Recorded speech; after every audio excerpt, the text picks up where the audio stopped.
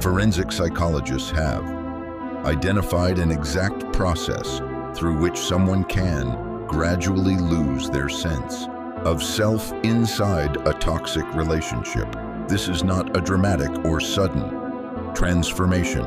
It happens slowly, methodically, and almost invisibly, until one day you look in the mirror and do not recognize the person looking back. This video is the complete breakdown of exactly how that happens, and more importantly, how you find your way back. Part 1. The beginning of erosion. The erosion of self does not begin with cruelty. It begins with subtle redirection, small comments about how you dress, gentle suggestions about who you spend time with, mild criticism delivered with enough affection that it feels like care rather than control. I just want the best for you. I'm only saying this because I love you. I know you better than you know yourself. Each statement alone seems harmless. Together they form a pattern that slowly repositions your own judgment as unreliable and theirs as the more trustworthy alternative. Part 2. The isolation. As your self-trust decreases, isolation often increases.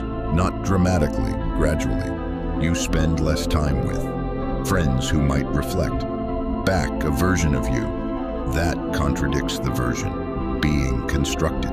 Family members who notice changes are reframed as troublemakers or people who don't understand the relationship. Social connections that existed before are slowly pruned until the only mirror you have left is the one they are holding, and the reflection in that mirror is not you. It is who they need you to believe you are. Part 3. The replacement of identity. This is the stage most people cannot identify until they are out of it. Your preferences start to shift toward theirs.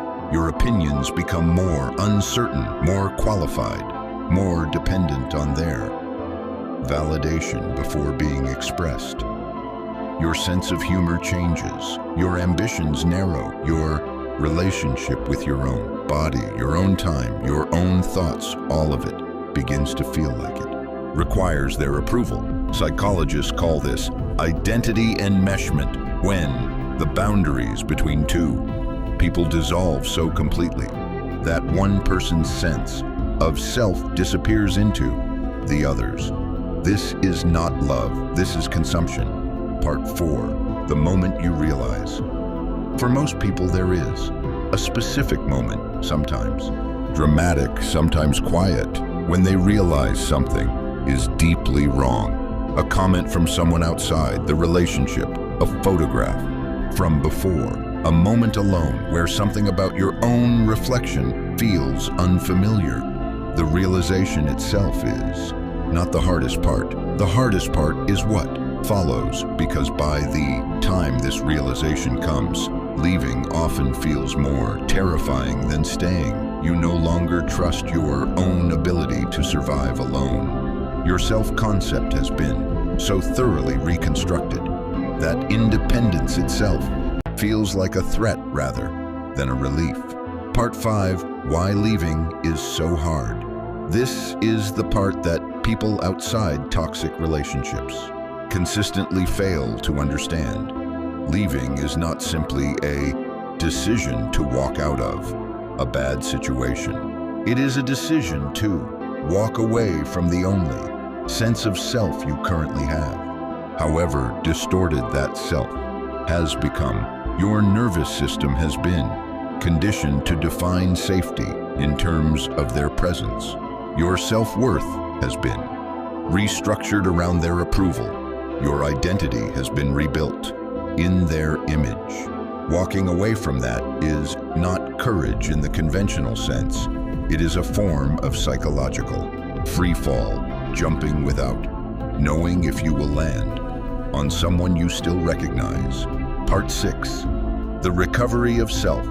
Here is what forensic psychologists and trauma specialists consistently find in people who successfully rebuild after this experience. Recovery is not about returning to who you were before.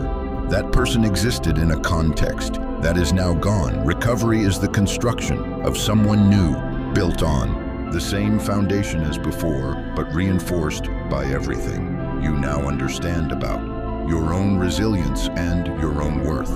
The first stage is allowing yourself to feel the disorientation without immediately trying to resolve it. You do not know exactly who you are right now. That is not a crisis. That is the beginning of honest self-discovery. The second stage is rebuilding external anchors, people, places, and activities that existed before the relationship, and that reflect a version of you that was never reconstructed by someone else. The third stage is the gradual reclamation of trust in your own judgment, which begins with small, daily decisions made entirely on your own terms. What you eat, where you go, what you watch, what you think about something, without checking whether someone else approves. These feel like trivial choices.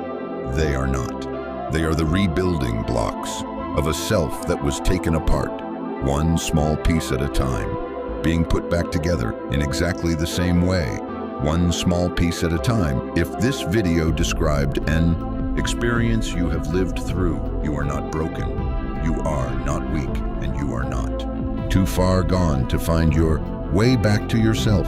Subscribe for more complete psychological breakdowns, and drop a comment below telling me which part of this resonated most with you.